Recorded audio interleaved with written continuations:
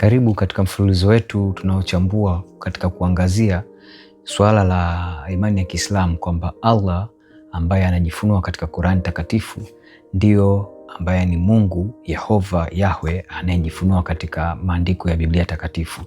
Katika mfululizo huu tumekuwa tukiangalia na kuthibitisha kwamba huyu Allah si Yahwe, na kwa maana kwamba Mungu tunayemwamini sisi wa Kristo hafanani kwa namna yoyote na huyu Allah.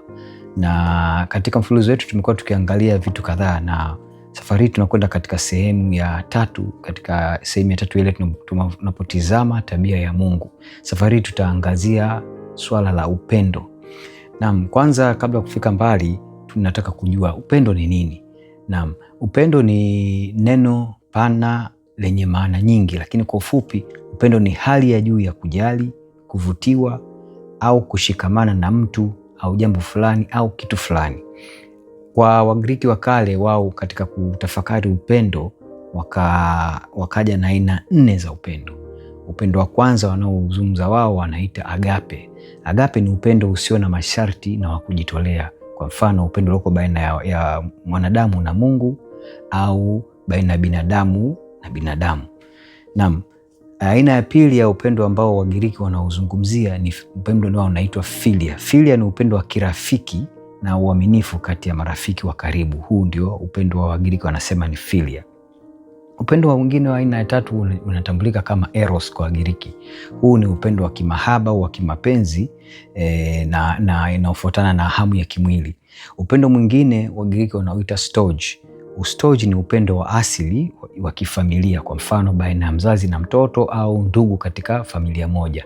Huu ndio upendo. Sasa Wagiriki wao walielezea hivi kwa namna kwamba katika maandiko yao wanapoandika wanatumia maneno tofauti tofauti kuashiria aina tofauti za upendo. Lakini jambo la msingi zaidi ni kutambua, je, upendo wa kweli una desturi gani, au upendo wa kweli unajidhihirisha vipi? Kwa mfano tunaona kwamba Mtume Paulo kupitia barua yake ya kwanza kwa Wakorintho sura ya 13 na mstari wa kwanza mpaka anauelezea kwa kirefu sana, na kwa ufupi tu utaona kwamba upendo una subira, upendo una wema, upendo unakuwa na uaminifu, upendo una swala wa kweli, huu una swala la kujitolea, upendo unaruhusu mawasiliano. Labda nikaisome hii sehemu ya barua ya Mtume Paulo wa Korintho. Tunasoma Korintho wa kwanza sura ile ya 13 mstari wa kwanza mpaka mstari wa 8. Paulo anasema hivi: nijaposema kwa lugha za wanadamu na za malaika, kama sina upendo nimekuwa shaba iliayo na upatu mvumao. Tena nijapokuwa na unabii na kujua siri zote na maarifa yote, nijapokuwa na imani timilifu kiasi cha kuweza kuhamisha milima, kama sina upendo si kitu mimi.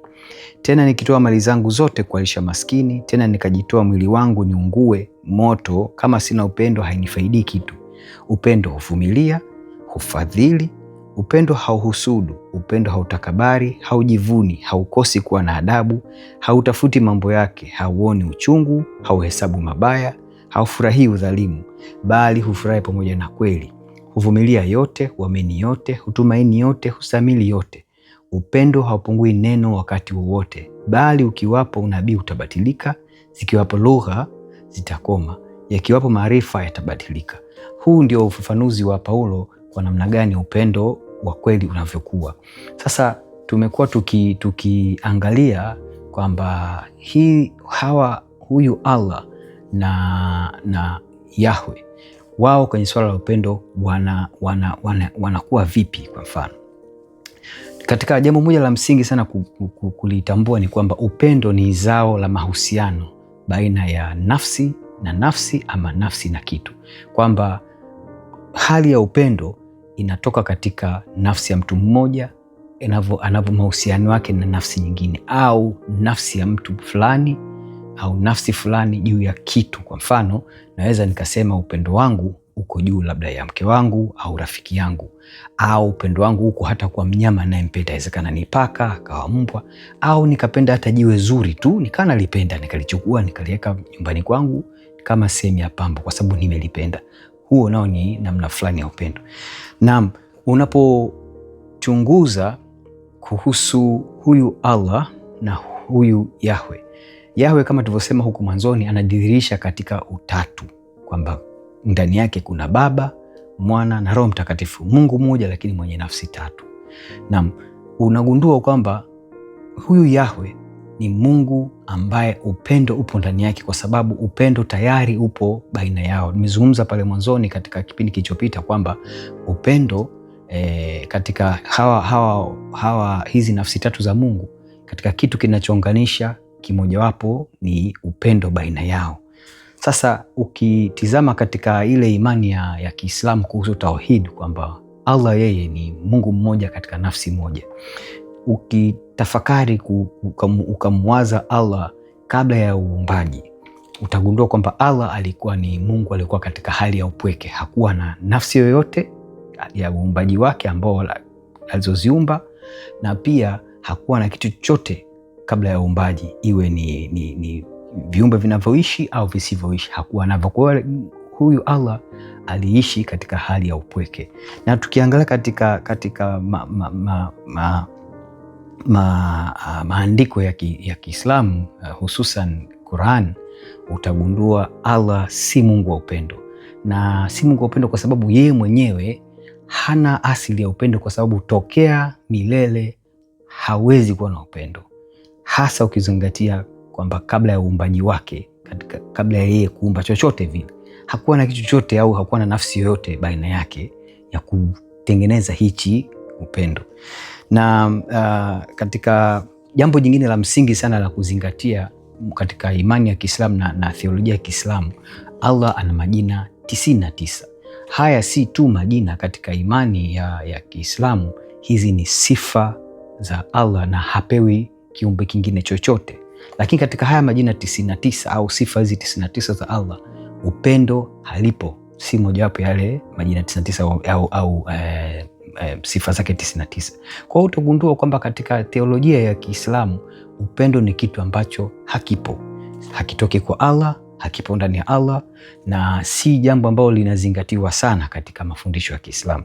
Twende tukasome katika Qurani, na unapoangalia Qurani ndio ina sehemu kadhaa zinazungumzia upendo, lakini tutagundua kwamba unaposoma vile vifungu ama aya zile za Qurani zinazozungumzia upendo, utagundua Allah anazungumzia kumpenda mja wake au mwanadamu wazi wazi kwenye vifungu viwili tu, aya 2 tu ndio zinazungumzia aya kwamba na kupenda. Mfano tutaenda kuiangalia sura ya 11 aya ya 90 na sura ya 85 aya ya 14. Hizi ndio aya peke yake katika Qurani nzima ambazo tunaona Allah akisema anapenda. Twende tukazitizame. Lakini ukilinganisha ukilinganisha kwa mfano Allah anavyozungumzia kwamba yeye ni mwenye kurehemu, Qurani inazungumzia Allah kwamba ni mwenye kurehemu zaidi ya mara 200, lakini anaposema yeye ni mwenye kupenda ni mara 2 tu. Tukaangalia hizi aya 2 tuzisome kwa pamoja.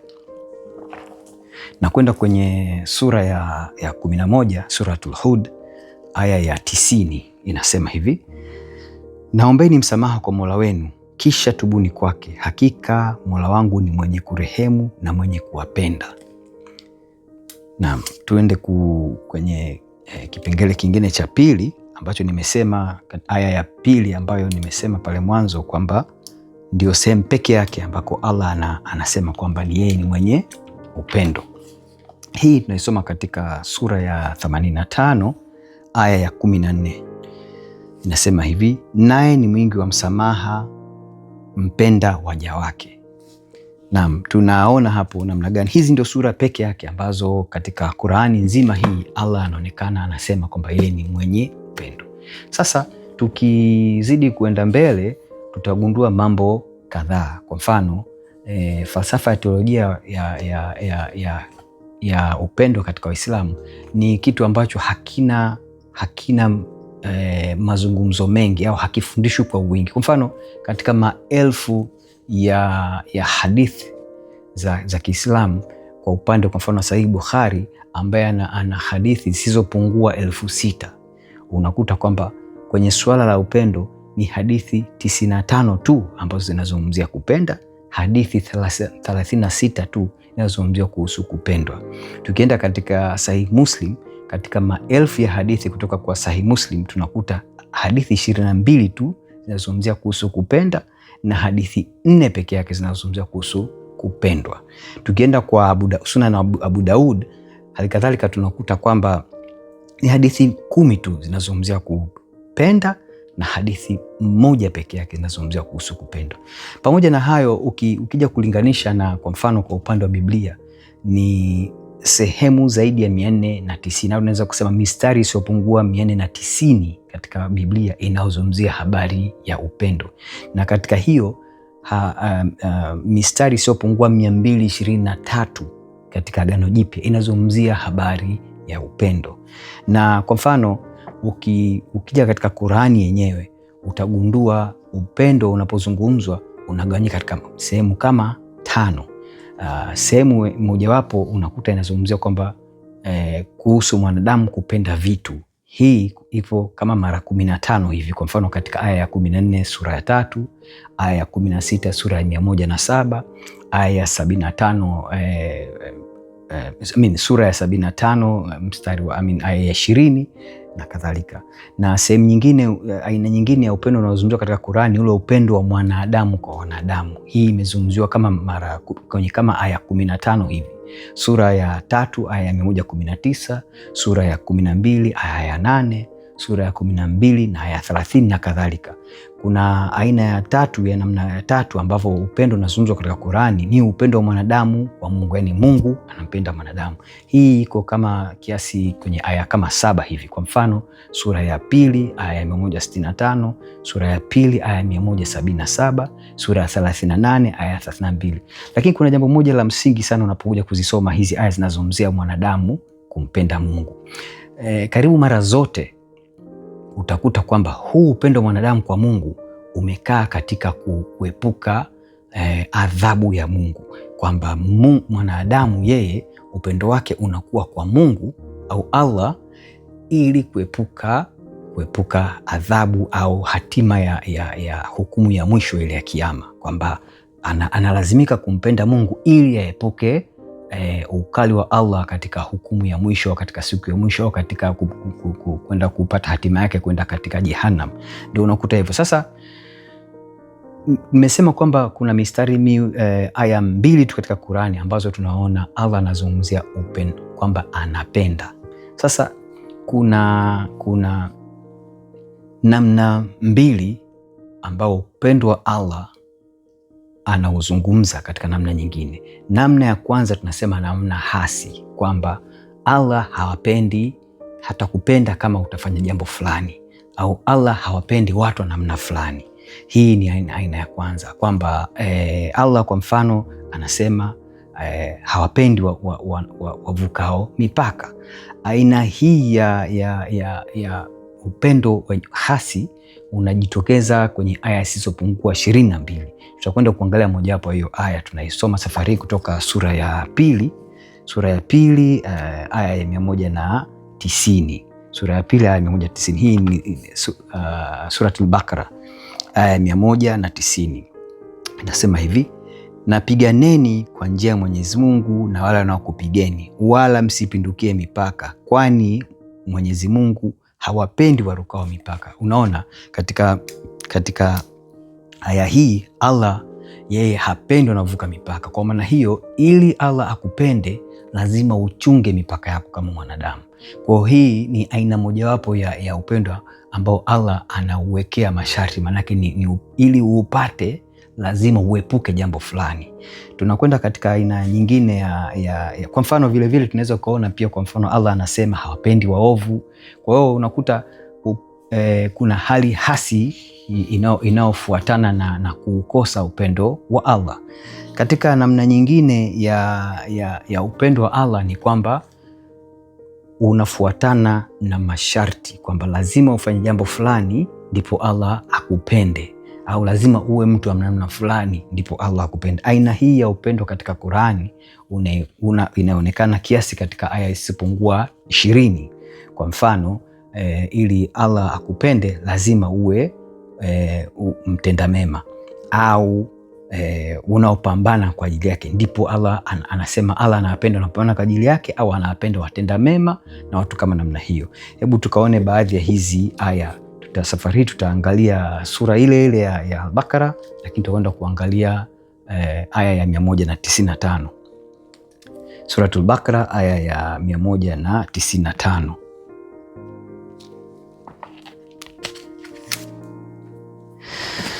Allah anasema hivi: natoeni katika njia ya Mwenyezi Mungu, wala msijitie kwa mikono yenu katika maangamizo, nafanyeni wema, hakika Mwenyezi Mungu huwapenda wafanyao wema. Kwamba hapa yeye Allah upendo wake tu upo kwa wanaofanya wema peke yake. Kwa hiyo ili upate upendo wa Allah sharti uwe mtenda mema. Jingine tuenda kutizama pia ni sura ya 3 aya ya 148. Sura ya 3 aya ya 148. Allah anasema hivi: akawapa Mwenyezi Mungu malipo ya duniani na malipo mazuri ya akhera, na Mwenyezi Mungu anawapenda wafanyao mema. Kama nilivyosema mwanzoni kwamba kwa upendo wa Allah unakuja na masharti, kwamba ukivunja masharti fulani unaokosa. Wale wanaotekeleza masharti peke yake ndio wanaweza kupata huu upendo wa Allah. Nimezungumza pale mwanzo kwamba upendo usiokuwa na masharti kwa Allah unaonekana katika aya 2 tu peke yake. Twende katika aya nyingine. Safari tutaiangalia sura ya 61 aya ya 4. Sura ya 61 aya ya 4 inasema hivi: kwa yakini Mwenyezi Mungu anawapenda wale wanaopigana katika njia yake safu safu, kama kwamba wao ni jengo lililokamatana barabara. Kwamba huyu Allah anasema anawapenda wale wanaopigana kwa njia yake. Kwa hiyo hichi kifungu kama hichi ndicho ambacho katika imani ya Kiislamu kinachoshamirisha hali ya watu kujitoa mhanga au watu kufanya jihadi, kwamba ndivyo namna ya kuupata upendo wa Allah, kwamba lazima wapigane, japo anazungumzia kwa safu, manake mkono mmoja, na kwamba lazima upigane kwa njia ya Allah. Kwa hiyo ni njia mojawapo ya kupata upendo wa Allah. Tunapoendelea tutatizama jambo jingine la msingi sana. Tumeangalia kwa kiasi fulani namna gani upendo wa Allah ulivyo kwa mujibu wa maandiko ya Kiislamu, hasa katika Qur'ani. Hebu tutizame kwa upande wa kwenye Biblia. Unaposoma Biblia utaona chimbuko kubwa la amri za Mungu linatoka katika upendo. Kwa mfano, katika amri 10 za Mungu, amri 4 zilizoko ambazo zinahusiana na Mungu zimekaa katika amri ya kumpenda Mungu, na amri nyingine 6 zimekaa katika kumpenda jirani au mwanadamu mwenzako. Kwa mfano, Bwana Yesu anaelezea vizuri sana hili kwenye Injili ya Mathayo sura ya 22. Injili ya Mathayo sura ya 22. Hili katika mazungumzo haya Bwana Yesu alifatwa na bwana mmoja, akamuuliza. Huyu alikuwa ni mwanasheria. Akamuuliza akimjaribu, mwalimu, katika Torati amri ipi iliyokuu? Kwa sababu anazungumzia katika Torati kuna amri lukuki kule ndani, ukiacha zile amri 10 za Mungu.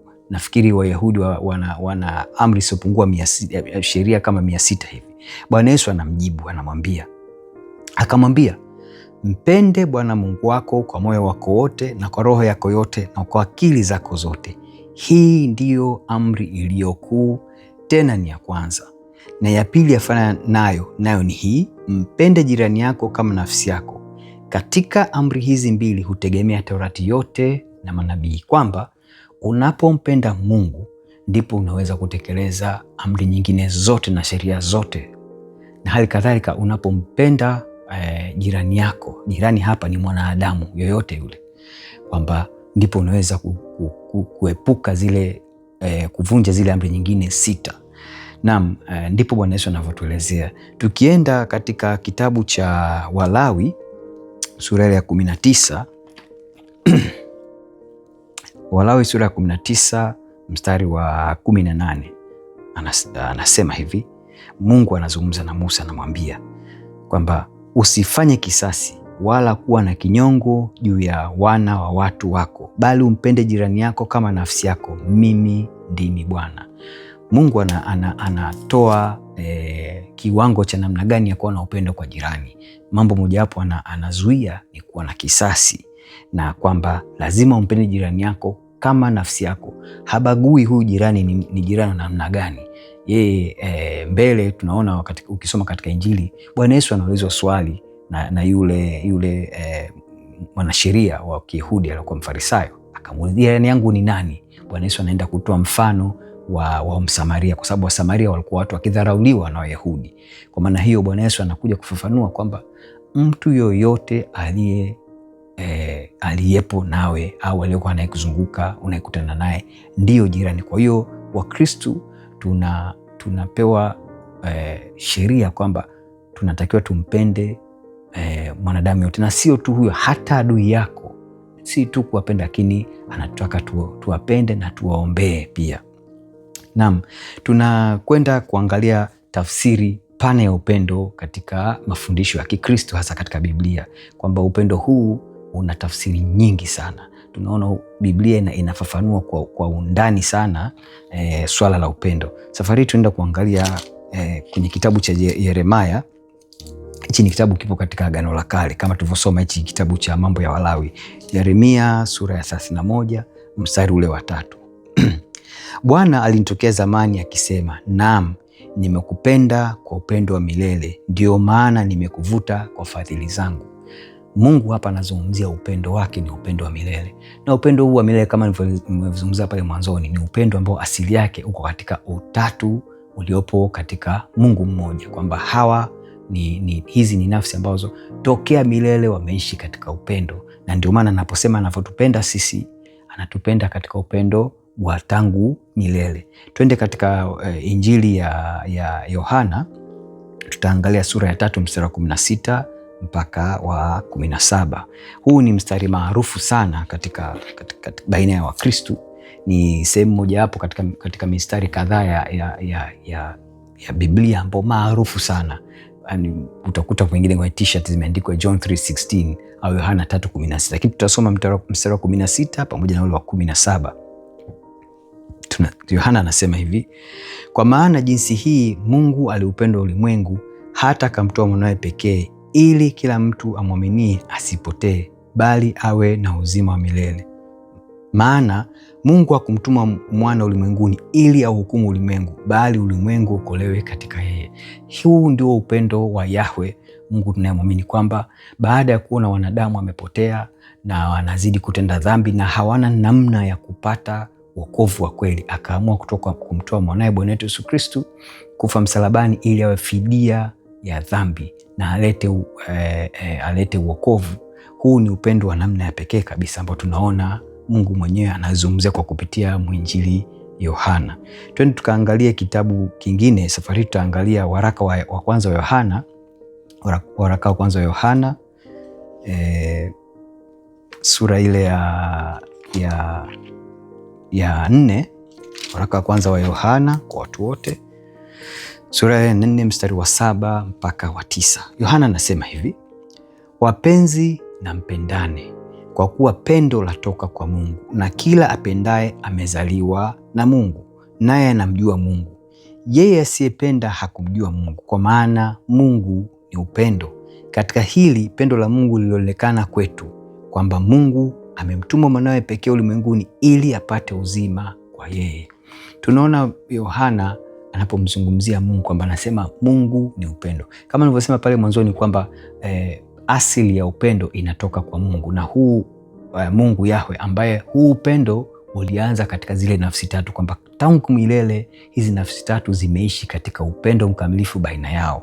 Na ndipo hapa anapozungumzia Yohana, na kwamba hakuna namna nyingine ya kumjua Mungu isipokuwa kuwa katika hali ya upendo na kupenda, kwanza kumpenda Mungu mwenyewe kwa dhati, lakini pia kumpenda jirani yako, ndipo unaweza kupata. Na anaendelezea kusisitizia kwamba jinsi gani Mungu aliupenda ndipo akamtoa mwanawe ulimwengu ili tupate uzima kwa yeye. Na tuangalie katika kifungu, tutaangalia vingine masomo mengine mawili.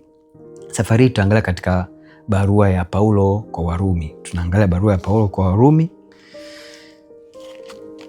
Tutasoma kutoka katika sura ya 5 ya barua ya Paulo kwa Warumi, sura ya 5 mstari wa 8. Paulo anasema hivi: bali Mungu aonyesha upendo lake yeye mwenyewe kwetu sisi, kwa kuwa Kristo alikufa kwa ajili yetu tulipokuwa tungali wenye dhambi.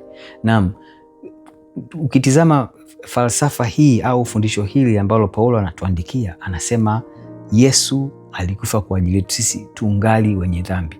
Tukiona tofauti na katika mafundisho tunayosoma katika Qur'ani, ni kwamba huyu Allah anataka uwe mwema kwanza, uache dhambi, ndipo upate upendo. Lakini upendo wa Mungu haukusubiri mwanadamu mpaka awe mkamilifu ndio aanze kukupenda.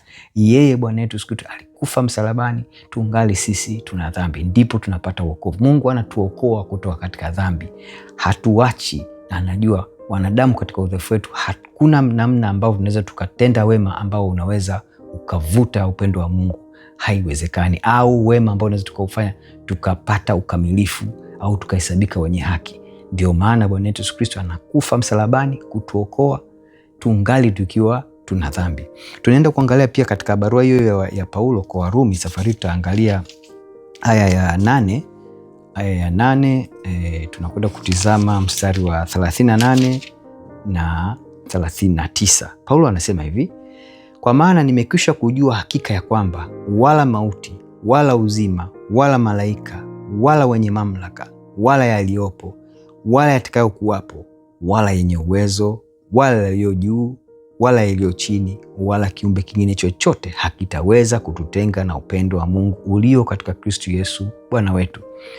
Tunaona hapa namna gani Paulo anapozungumza. Ukumbuke nilikusomea moja wapo ya neno maandiko ya Paulo anaouelezea upendo. Upendo hauhesabu mabaya, hautahayari, uko pamoja na ukweli na vitu kama hivyo. Safari anazungumza namna gani huu upendo wa Mungu ulivyo huru, ulivyo wazi kwa mwanadamu, kwamba hakuna kitu kinaweza kutenganisha. Hata malaika hawana uwezo wa kutenganisha na pendo la Mungu.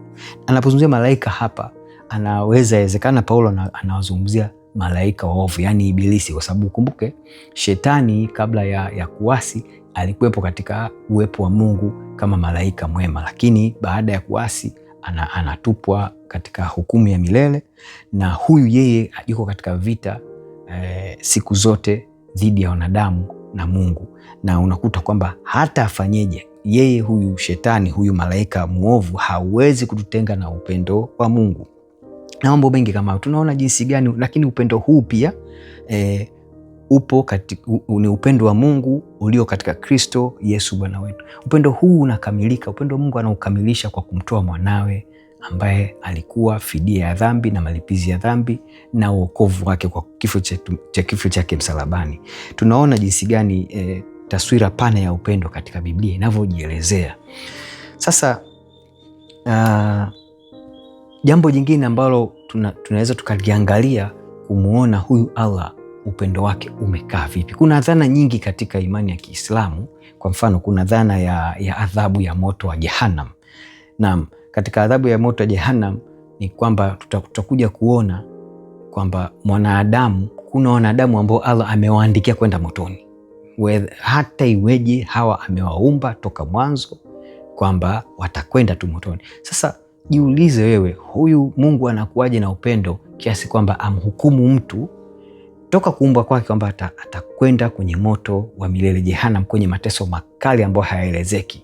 Sasa inakuwaje Mungu mwenye upendo afanye jambo kama hili? Hebu tukasome katika Qur'ani sura ya 7 aya ya 179. Sura ya 7 katika kitabu cha Qur'an aya ya 179. Qur'ani inasema hivi: na bila shaka tumewaumbia moto wa Jehanamu wengi katika majini na wanadamu. Nyoyo wanazo lakini hawafahamu kwazo, na macho wanayo lakini hawaoni kwayo, na masikio wanayo lakini hawasikii kwayo. Hao ni kama wanyama, bali wao ni wapotofu zaidi. Hao ndio walioghafilika. Na tunaona kitu kimoja tunakiona hapa kwamba Allah huyu anasema amewaumbia moto wa Jehanamu watu wengi katika majini na wanadamu. Amewaumbia wengi baina ya majini na wanadamu, amewaumbia moto wa Jehanamu. Sasa tuone hii dhana, kwa sababu katika mambo ambayo unaposoma Qur'ani na unaposoma Biblia utagundua kwamba Qur'ani mara chungu nzima inapingana na Biblia takatifu, mafundisho ya Biblia takatifu. Tumuone Bwana Yesu anazungumzia nini swala la huu moto wa Jehanamu au ile adhabu ya milele ya Jehanamu. Tusome maneno ya Bwana Yesu Kristo katika Injili ile ya Mathayo, Injili ya Mathayo sura ile ya 25 mstari wa 41. Bwana Yesu anasema hivi: kisha atawaambia na wale walioko mkono wake wa kushoto, ondokeni kwangu mliolaaniwa, mwende katika moto wa milele aliowekewa tayari Ibilisi na malaika zake. Kipande hiki ninachokisoma ni pale ambapo Bwana Yesu anazungumzia hukumu ya mwisho, kwamba atawagawa watu katika makundi mawili. Kundi moja litakaokaa kushoto na kundi nyingine litakaa kulia, na lile kundi la kulia ndio atalihukumu kwenda katika moto wa milele. Lakini anazungumzia kwamba huu moto uliowekewa tayari Ibilisi na malaika zake. Qur'ani yenyewe inatuambia kwamba ameuumba moto kwa ajili ya pia ameuambia tongea mwanzo, ameuambia wengi wa majini na wanadamu. Lakini Bwana Yesu anatuambia Mungu tokea mwanzo hakuumba moto kwa ajili ya wanadamu. Huu moto uliwekwa kwa ajili ya Ibilisi na malaika zake. Lakini tusome pia kifungu cha pili katika sura hiyo ya 25 mstari wa 34. Bwana Yesu anasema hivi: kisha mfalme atawaambia wale walioko mkono wake wa kuume, njooni mliobarikiwa na Baba yangu, urithini ufalme uliowekewa tayari tangu kuumbwa ulimwengu.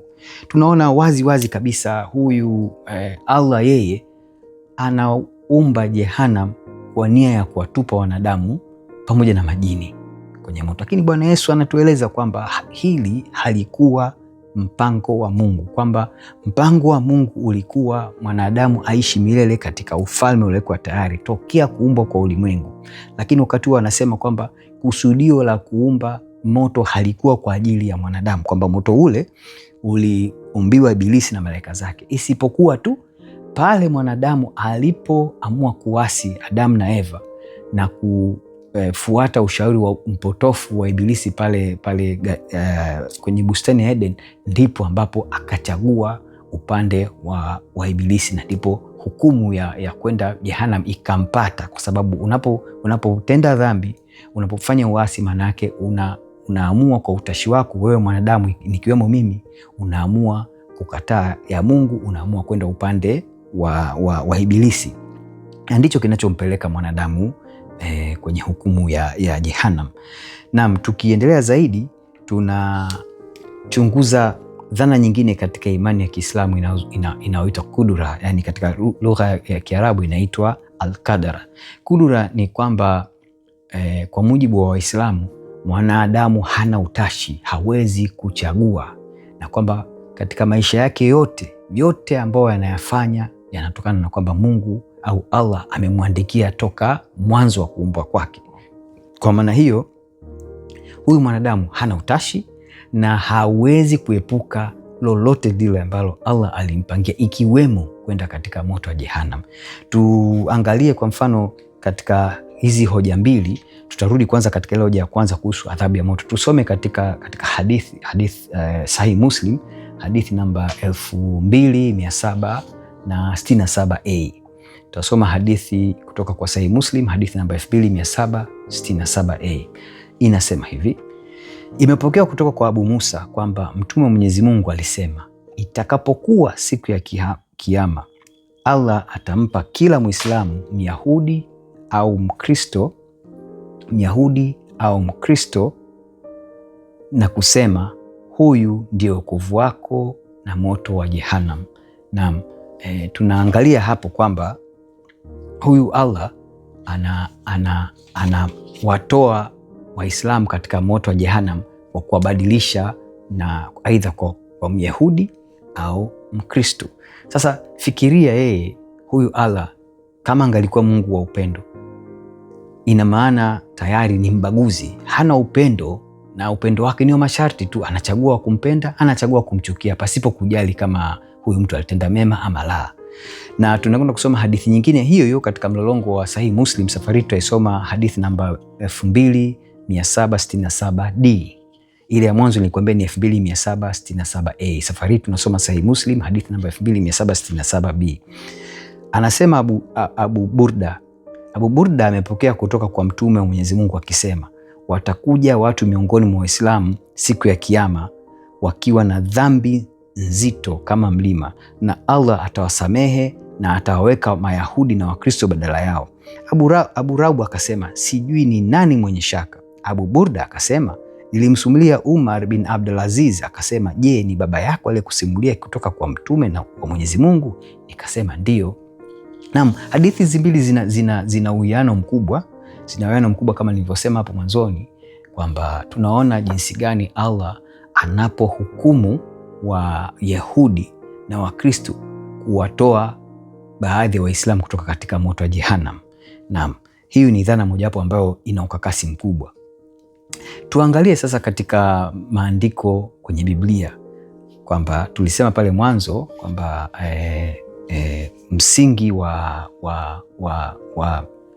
Biblia tunaona kwamba amri za Mungu chimbuko lake ni upendo, hakuna nyingine. Na tumeangalia hizi dhana mbili za katika imani ya Kiislamu kuhusu swala la adhabu ya moto wa Jehannam na pia kuhusu kudura, yani kile Mungu ambacho anawaandikia waja wake.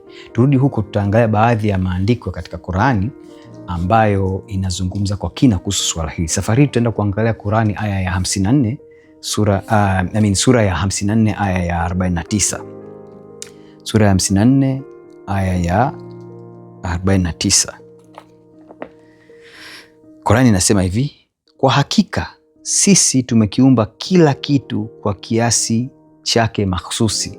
Kwa hakika sisi tumekiumba kila kitu kwa kiasi chake mahsusi, kwamba toka mwanzo huyu Allah anasema kila kitu wakiwemo wanadamu amekiumba kwa kiasi chake mahsusi, kwamba kama amekuumba wewe uwe muovu, wewe utakuwa muovu tu. Kama amekuumba wewe mtu wa wema, wewe utakuwa wema. Au kama amekuumba utakuwa mtu wa peponi, utakwenda peponi.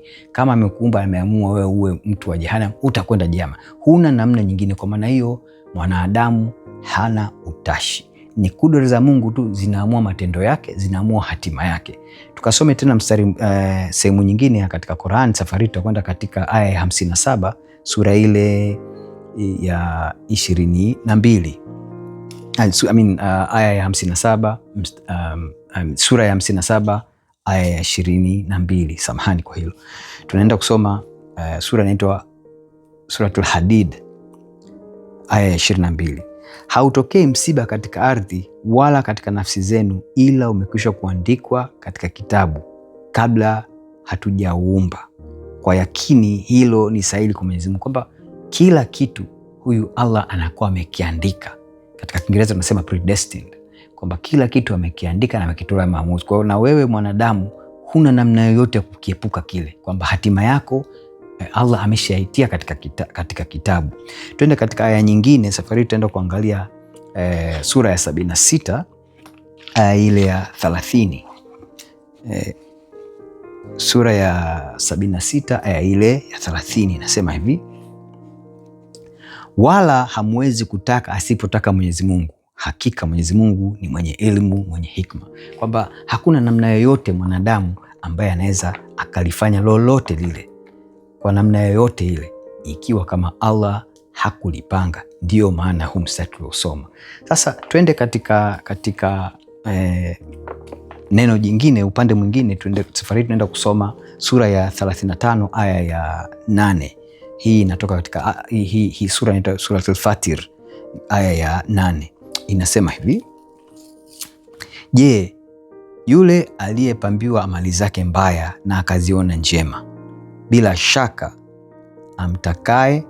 shaka Mwenyezi Mungu humwacha kupotea amtakaye na humwongoza amtakaye. Basi roho yako isitoke kwa majonzi juu yao, kwa yakini Mwenyezi Mungu anayejua wanayoyafanya. Naomba niirudie.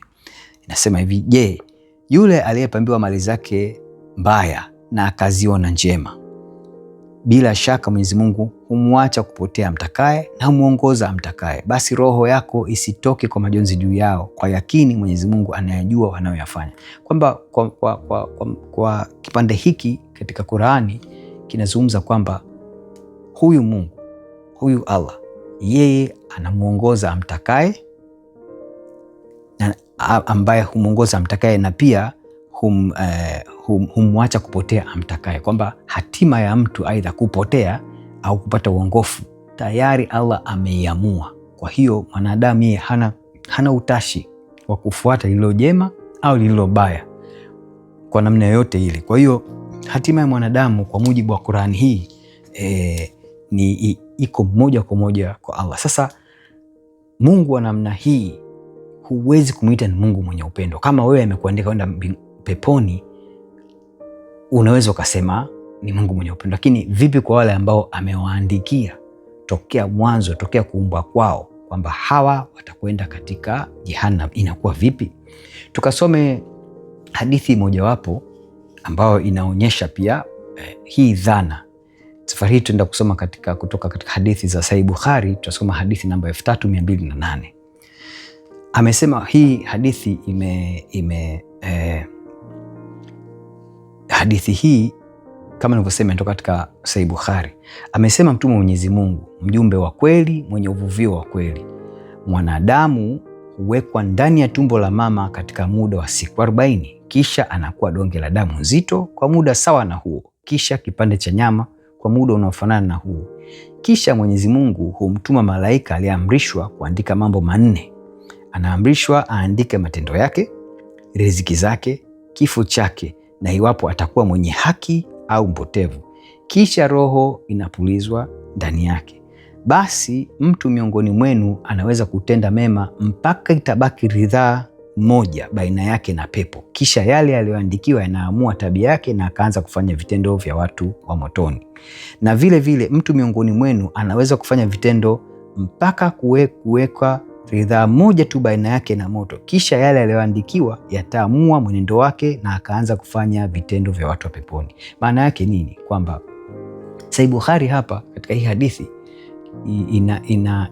inaelezea, Mtume anapoelezea kwamba kila mwanadamu anayeumbwa tokea akiwa tumboni, Mungu huyu Allah anatuma malaika kuandika hatima ya huyu mwanadamu. Katika hatima mojawapo ni kuamua huyu aende peponi au aende kwenye moto wa Jahannam. Kwa hiyo hapa unaona mwanadamu haumbwi na utashi na hana uwezo wa kuchagua, aidha aamue kufata yaliyo kweli apate wokovu au aamue kufata uovu. Huyu Allah anakuwa amekwisha muandikia toka akiwa katika tumboni mwa mama yake. Tuende kuangalia katika hadithi nyingine. Safari tutaangalia kutoka katika Sahih Muslim. Tutaangalia hadithi namba 2648a, ikisha tutaangalia hadithi namba 2662. Naam, Sahih Muslim hiyo kama nilivyokuambia tunasoma Sahih Muslim hadithi namba 2648. Jabir ameripoti kwamba Surika bin Malik bin Yushiu akaja na kusema, Mtume Mwenyezi Mungu, tufafanulie dini yetu kama kwamba tumeumbwa hivi sasa. Yeye afanyaye matendo leo ni kwa sababu ya ukweli kwamba kalamu zimekauka na majaliwa au hatima imeanza kufanya kazi, au haya yana athari katika siku zijazo. Hili ni jambo ambalo huyu Jabir anaripoti kwamba Surika bin Malik alimuuliza Mtume. Hapo akasema, yani Mtume huyu Muhammad akasema, kalamu zimekauka. Maana ya kalamu hapa ni lile kutoka katika Sahih Bukhari, tunaona kwamba malaika anatumwa kuandika kwamba kalamu imekauka, kwamba hatima imeshatimilika. Anasema kalamu zimekauka na majaliwa au hatima zimeanza kufanya kazi. Suraka bin Malik akasema, ikiwa ndivyo basi kuna faida gani kufanya mambo mema? Hili ni swali la msingi sana. Huyu Suraka anamuuliza Muhammad kwamba ikiwa ndivyo hivyo basi kuna faida gani kufanya mambo mema? Zuhairi akasema, kisha Abu Zair alisema kitu lakini sikuweza kuelewa hilo na nikasema, alisema nini? Huyu anaendelea kuuliza. Hapo akasema, tenda, kwani kila mtu huwezeshwa anachokusudishwa kutenda. Muhammad anamjibu, anamwambia huyu Suraka kwamba tenda, kwa maana mtu huwezeshwa anachokusudiwa kutenda, kwamba kama Allah amekukusudia kwenda peponi na kuwa mtu mwema, basi anakuwezesha kutenda mema. Lakini kama huyu Allah amekukusudia kwamba utakwenda Jehanamu, huna namna, hauwezi kuwezesha kutenda mema, kwa atakuwezesha tu kutenda yale mabaya peke yake. Tunakwenda kusoma hadithi nyingine. Safari hii tutasoma hadithi kutoka katika Sahih Muslim, hadithi namba 2662C. Tunakwenda katika hadithi namba 2662C. Safari hii anayeripoti kisa hichi, anaripoti ni Aisha. Kama nilivyoambia kule nyuma kwamba huyu Aisha alikuwa mke wa Muhammad, ambaye Muhammad alimuoa huyu Aisha akiwa na miaka 6 na akaingia kwa Aisha akiwa na miaka 9. Kipindi hiko Muhammad akiwa na miaka 54. Aisha anasema, Aisha mama wa waumini alisema kwamba Mtume wa Mwenyezi Mungu aliitwa kuongoza sala ya maziko ya mtoto wa Ansari. Nikasema, huyu Aisha sasa anasema, mjumbe wa Mwenyezi Mungu, kuna furaha kwa mtoto huyu ambaye ni ndege baina ya ndege wa peponi, kwani hakufanya dhambi wala hakufikia umri wa kufanya dhambi. Akasema, hapa Muhammad anamwambia Aisha, akasema, Aisha, inaweza kuwa vinginevyo, kwa sababu Allah aliumba kwa ajili ya pepo wale wanaofaa kwa ajili yake wakiwa bado katika viuno vya baba zao, na aliumba kwa ajili ya Jehanamu wale wanaopaswa kwenda motoni, aliwaumba kwa ajili ya Jehanamu wakiwa bado katika viuno vya baba zao. Huyu ni Muhammad anamwambia Aisha, mkewe mpenzi kabisa katika wale wake 11, kwamba Allah toka ukiwa katika kiuno cha baba yako kashaamua hatima yako kwamba wewe uende peponi au Jehanamu. Hapa Aisha, kisa hichi ilikuwa ni kwamba kuna huyu maziko yalikuwa ya mtoto ya mmojawapo wa wafuasi anaitwa Ansari.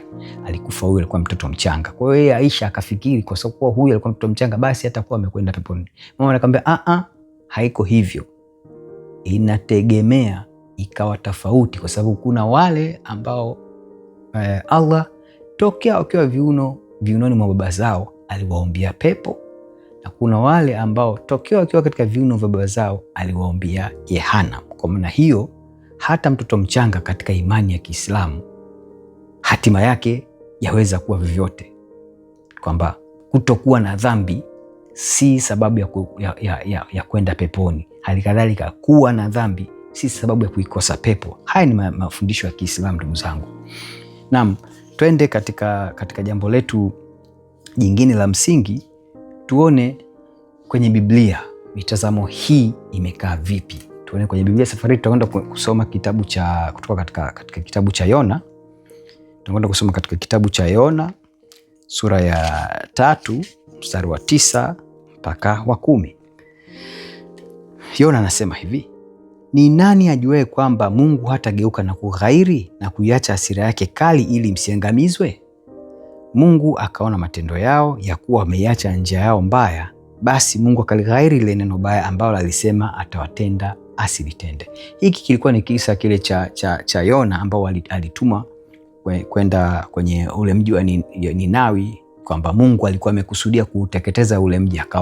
Akamtuma Yona akamwambia, waambie kwamba ninakusudia kuuteketeza na kuharibu kabisa huu mji wa Ninawi, la wakitubu nitawasamehe na nitaghairi. Na Yona alivyokwenda kule katika kuhubiri, wale mfalme akatangaza toba kwa watu wote mpaka kwa wanyama, na baada ya hapo Mungu alighairi ule uovu ambao alimekusudia, ambao uovu ule alitaka kufanya kutokana na dhambi za wale watu wa Ninawi, akiwemo mfalme wao. Hapa Mungu naona na ghairi. Kwa hiyo katika mafundisho ya Kikristo, Biblia inatuambia wazi kwamba adhabu ya milele ya moto wa Jehanamu inakuja tu kufuatana na dhambi. Hali kadhalika neema ya kwenda mbinguni ni kwamba inafuatana na matendo yako mabaya. Lakini tutakuja kuona katika Agano Jipya Bwana Yesu anakuja anatupa neema hii, anakuja anatupa malipizi ya dhambi zetu ili tuweze kuhesabiwa haki. Haki yetu hii tunaipata kwa kupitia damu yake Bwana wetu Yesu Kristo. Twende katika kitabu kingine. Safari hii tutaangazia kutoka katika kitabu cha Ezekiel sura ya 33 mstari wa 11. Ezekiel sura ya 33 mstari wa 11 anasema, waambie, kama mimi niishivyo, asema Bwana Mungu, sikufurahii kufa kwake mtu mwovu, bali aghairi mtu mwovu na kuiacha njia yake mbaya akaishi. Ghairini, mkaache njia zenu mbaya. Mbona mnataka kufa enyi nyumba ya Israeli? Hapa Bwana Mungu anawaasa wanadamu, anawaasa Waisraeli ambao ni pamoja na sisi pia. Ukisoma mstari huu unatuhusu pia kwamba acheni njia zenu mbaya mpate kuishi. Kwamba Mungu anatuma wajumbe wake, anamtuma Ezekieli kuwakumbusha wana wa Israeli kwamba waache njia zao mbaya ili waweze kunusurika na adhabu ya hukumu. Na tukiendelea kusoma katika sura hiyo ya 33, safari tutasoma mstari wa 18 mpaka 19. Ezekiel anaendelea kusema, mwenye haki ageukapo na kuiacha haki yake na kutenda maovu atakufa katika maovu hayo, na mtu mbaya ageukapo na kuuacha ubaya wake na kutenda yaliyo halali na haki ataishi kwa matendo hayo. Kwa hiyo tunaona ndugu zangu, masomo haya tukamalizia katika kutoka kwa Yeremia. Safari tutaenda kusoma Yeremia sura ile ya 18 mstari wa 7 mpaka wa 10. Bwana Mungu anasema hivi katika neno hili, wakati wowote nitakapotoa habari za taifa na habari za ufalme, kuung'oa na kuuvunja na kuuangamiza, ikiwa taifa lile nililolitaja litageuka na kuacha maovu yake, nitaghairi nisitende mabaya yale niliyolazimia kuwatenda. Na wakati wote nitakapotoa habari za taifa na habari za ufalme, kuujenga na kuupanda, ikiwa watenda maovu mbele ya macho yangu, wasitii sauti yangu, basi nitaghairi nisitende mema yale niliyolazimia kuwatendea. Maana yake ni kwamba hatima ya mwanadamu hapa ipo katika utashi wake mwenyewe na maamuzi yake mwenyewe, aidha kufuata amri za Mungu na kutii, au kukiuka na kusaliti na kupata adhabu. Kwa hiyo adhabu ya Mungu haipo katika kuandikwa katika kitabu tokea mwanzo, bali utashi wa mwanadamu na maamuzi ya mwanadamu, aidha kutii au kutokutii, ndio kunaleta hatima yake. Naam, tunaona katika mifano hii yote tukiangalia kwa umakini, tuna mambo kadhaa kwamba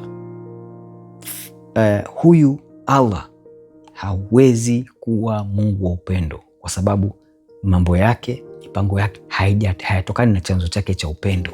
Hata namna gani anawatenda wanadamu ni katika namna ambayo huwezi kusema huyu ni Mungu mwenye upendo.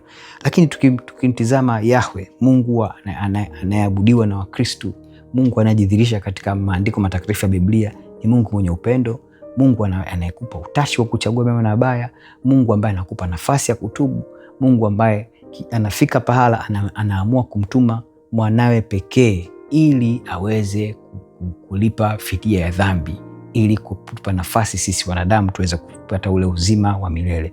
Nitimishe mazungumzo yangu haya kwa kusoma maandiko mawili. La kwanza linatoka katika Injili ya Mathayo sura ya 26 mstari wa 28. Kwa maana huyu ni Bwana Yesu wakati ule usiku ambao kabla ya kwenda kukamatwa na kuhukumiwa kufa msalabani, alikuwa katika karamu yake ya mwisho na wanafunzi wake. Akasema hivi, wakati huo anafanya agano sasa, anafanya agano kwa damu yake takatifu. Anasema hivi, kwa maana hii ndio damu yangu ya agano, imwagikayo kwa ajili ya wengi kwa ondoleo la dhambi. Kwamba kipindi hiki tunachoishi, hili ni agano jipya linalotuongoza sisi wa Kristo, na tuko katika nafasi ambayo ya agano jipya, nafasi ya neema itokayo na ondoleo la dhambi tunalipata kupitia kwa damu ya Bwana wetu Yesu Kristo, na kwamba hili ndilo agano Mungu analiweka kupitia mwanawe pekee, Bwana wetu Yesu Kristo, aliyeshuka akatoa mwili, akafa msalabani, akafuka siku ya tatu. Na kifo hiki na ondoleo hili la dhambi katika zama hizi tunalipata tu na tunazipata peke yake kwa kupitia agano la damu ya Bwana wetu Yesu Kristo, na kwamba hakuna namna nyingine yoyote ya kupata wokovu asilani isipokuwa kwa kumtii Bwana wetu Yesu Kristo na kumkiri kwamba yeye ni Bwana na Mwokozi wa maisha yetu, na kwamba hakuna mwingine yoyote ambaye anaweza kutupeleka mbinguni, hakuna yoyote anaweza kutufikisha kwa Baba. Na Bwana wetu Yesu Kristo anasema wazi wazi katika Injili ya Yohana kwamba mimi ndimi njia, kweli na uzima, mtu haji kwa Baba isipokuwa kwa njia ya mimi. Nisome safari neno la kuhitimisha jingine la kutoka kitabu cha Warumi Paulo anaandikia Warumi, katika barua ya Paulo kwenda kwa Warumi sura ile ya 5 mstari wa 9 mpaka wa 11. Anasema hivi: basi zaidi sana tukiisha kuhesabiwa haki katika damu yake, tutaokolewa na ghadhabu kwa yeye. Kwa maana ikiwa tulipokuwa adui, tulipatanishwa na Mungu kwa mauti ya mwana wake, zaidi sana baada ya kupatanishwa tutaokolewa katika uzima wake. Wala si hivyo tu, ila pia twajifurahisha katika Mungu kwa Bwana wetu Yesu Kristo, ambaye kwa yeye sasa tumeupokea huo upatanisho. Paulo anaelezea vizuri sana kwa huu upatanisho tulionao, kwamba Mungu aliuweka kwa kupitia mwanaye Yesu Kristo, kwa kupitia kifo chake msalabani na ufufuko wake. Kwa hiyo ndugu zangu, kusudio letu kubwa la kipindi hiki ni kukuthibitishia kwa kupitia maandiko kutoka katika Qur'an na kutoka katika Biblia takatifu kwamba huyu Mungu anayejiita Allah katika kitabu cha Waislamu si Mungu wa upendo hata kidogo. Na kwa sababu si Mungu wa upendo, hawezi kuwa yule Mungu anayehubiriwa, anayezungumzwa katika kitabu cha Biblia takatifu, kwa sababu hawafanani. Na kwa maana hiyo sisi kama Wakristo hatutaki kufikiri hata siku moja kwamba huyu Allah ni Mungu wa kweli. Hali kadhalika ni wito wangu kwa ndugu zangu wote Waislamu kwamba watafakari maneno haya, waamue sasa wanataka kumfuasa Mungu yupi, Mungu wa kweli anayejidhihirisha katika maandiko matakatifu ya Biblia, Mungu ambaye anatupenda, Mungu ambaye upendo wake anaudhihirisha kwa kumtoa mwanawe pekee Bwana wetu Yesu Kristo afe msalabani ili tuweze kupata uzima na kupata ondoleo la dhambi na kupata neema ya kuurithi maisha ya milele kule mbinguni ambayo alitupangia tokea kuumbwa kwa ulimwengu, na kwamba tuweze kuepuka adhabu ya moto wa milele ambao hakukusudia. Adhabu ya moto wa milele kama alivyosema katika maandiko yake ni kwamba huu moto aliuweka kwa ajili ya Ibilisi na malaika zake tu, isipokuwa kama utaamua kumkana huyu Mungu na ukamkana mwanae Bwana wetu Yesu Kristo, basi utakuwa umejichagulia kwenda kule aliko huyu Ibilisi na malaika zake. Ninaamini kwa maelezo haya utakuwa umepata mwanga.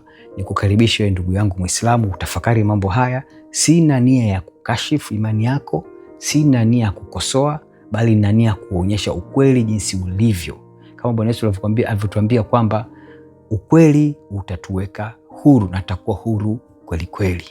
Naam, nipende kuendelea kukaribisha kuangalia vipindi vingine, na nakusihi kama utaona kipindi hiki kimeleta faida kubwa kwako na ama unaamini kitamfaidisha mwingine, basi share video hii, endelea kufuatilia channel yetu, follow, halikadhalika bonyeza hicho kitufe cha kengele ili tunapoweka video nyingine mpya uweze kupata taarifa na uweze kuendelea kutufuatilia. Asante sana.